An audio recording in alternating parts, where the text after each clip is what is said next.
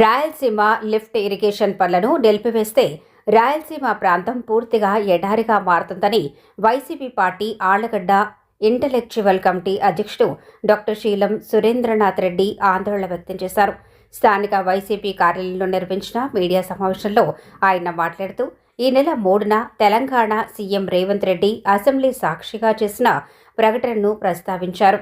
Rayalaseema lift irrigation పనులను వెంటనే ఆపేయాలని తాను ఏపీ సీఎం చంద్రబాబు నాయుడిని కోరగా ఆయన స్పష్టమైన హామీ ఇచ్చినట్లు రేవంత్ రెడ్డి వెల్లడించినట్లు తెలిపారు.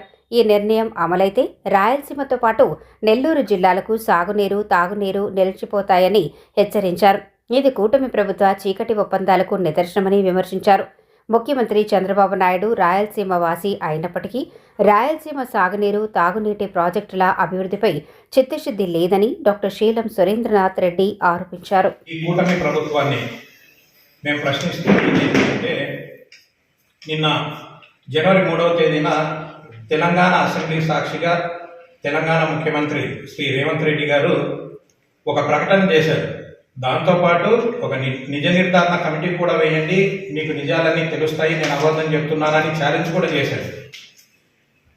దానికి అర్థం ఏంటి? ఆయన చెప్పింది ఏంటంటే, నేను ఆంధ్రప్రదేశ్ ముఖ్యమంత్రి శ్రీ నారా చంద్రబాబు నాయుడు గారిని వ్యక్తిగతంగా మాట్లాడి ఆయనతో ఒప్పించుకున్నాను. రాయలసీమ లిఫ్ట్ ఇరిగేషన్ అనే పథకాన్ని పక్కన పెట్టేయమని, నా మాటను గౌరవించి ఆయన పక్కన పెట్టేశాడు అని చెప్పి ఆయన శాసనసభ సాక్షిగా చెప్పడం అనేది తెలంగాణ ప్రజల అదృష్టం అయితే మన రాయలసీమ ప్రజల దురదృష్టం. ఎందుకు అనంటే, ఈ రాయలసీమ లిఫ్ట్ స్కీమ్ మెయిన్ దేనికోసం అనంటే, పోతిరెడ్డిపాడు నుంచి రాయలసీమకు వివిధ ప్రాజెక్టుల ద్వారా తాగు మరియు సాగునీటిని అందించడం, వాటితో పాటు నెల్లూరు జిల్లా, ఉమ్మడి కర్నూలు జిల్లా, ఉమ్మడి కడప జిల్లా మరియు ఉమ్మడి నెల్లూరు జిల్లాలకు సాగు మరియు తాగునీరును అందించే ముఖ్య ప్రాజెక్టు ఈ రాయలసీమ లిఫ్ట్ ఇరిగేషన్. గౌరవ దివంగత ముఖ్యమంత్రి శ్రీ ఎన్టీ రామారావు గారు, వారి తర్వాత శ్రీ వైఎస్ రాజశేఖర రెడ్డి గారు రాయలసీమ ప్రజలకు అంతో ఇంతో నీటిని అందించే ప్రణాళికలు రచించి ఎంతో కొంత పనులు చేశారు. తర్వాత అధికారంలో వివిధ సంవత్సరాల పాటు వివిధ కేటగిరీల్లో ముఖ్యమంత్రిగా పనిచేసిన శ్రీ నారా చంద్రబాబు నాయుడు గారు ఏ రోజు రాయలసీమ ప్రాజెక్టుల గురించి ఆలోచించలేదు. ప్రకటనలేమో చాలా భారీగా ఇచ్చారు, కానీ ఎక్కడ చెరువును కూడా సరిగా నీటిని నింపని పరిస్థితులు తీసుకొచ్చారు.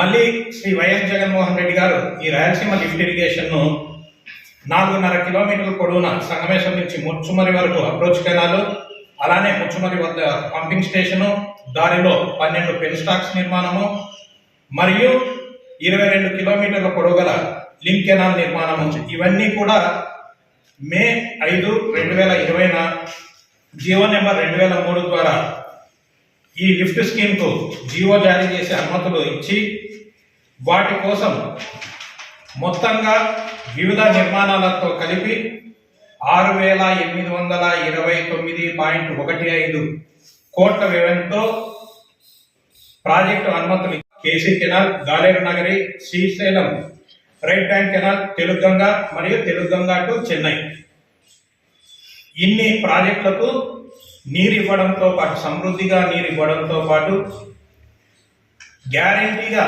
నీరు అంది తీరేటట్టు నిర్మాణం చేస్తూ, లిఫ్ట్ అవసరం లేకుండా నీరు అందినప్పుడు 800 అడుగుల పైన నీరు మనకు అందినప్పుడు 854 అడుగుల గ్రావిటీ ద్వారా తీసుకొని, నీరు తగ్గినప్పుడు 800 అడుగుల లెవెల్లో రోజుకు 3 టీఎంసీల నీటిని తోడుకునేటట్టు ప్రాజెక్టు నిర్మాణం రూపకల్పన చేస్తే, అప్పట్లో టీడీపీ మద్దతుదారులతో కేసు లేపించి చాలా లేటుగా ఆ ప్రాజెక్టు జరిగేటట్టు ఎన్నో అడ్డంకులు చంద్రబాబు గారు వేస్తే, జగన్మోహన్ రెడ్డి గారు విజయవంతంగా వాటన్నిటిని అధిగమిస్తూ ప్రాజెక్టుని ఎంతో కొంత ముందుకు తీసుకెళ్లారు. ఆ తర్వాత మన దురదృష్టం కొద్దీ అధికారంలోకి వచ్చిన కూటమి ప్రభుత్వము, ముఖ్యమంత్రి అయిన శ్రీ నారా చంద్రబాబు నాయుడు గారు చీకటి ఒప్పందాలు చేసుకుని ఈరోజు నీళ్లు రాకుండా ఆ ప్రాజెక్టును ఎక్కడ ఉన్న గొంగలు ఎక్కడే అన్నట్లు దాన్ని ఆపేయించారు. దానికి సాక్ష్యము తెలంగాణ అసెంబ్లీలో నిన్నటి రోజున అక్కడి ముఖ్యమంత్రి శ్రీ రేవంత్ రెడ్డి గారు చేసిన ప్రకటనే. ఇదే కాకుండా గతంలో కూడా వైఎస్ రాజశేఖర రెడ్డి గారు నీళ్ళు అందియాలన్నప్పుడు ఈయన అడ్డం వేశారు. అంతకుముందు రామారావు గారి టైంలో కూడా అనుకున్న విధంగా నీళ్లు రాకుండా అడ్డం వేశారు. రకరకాల రాయలసీమ ప్రజల మీద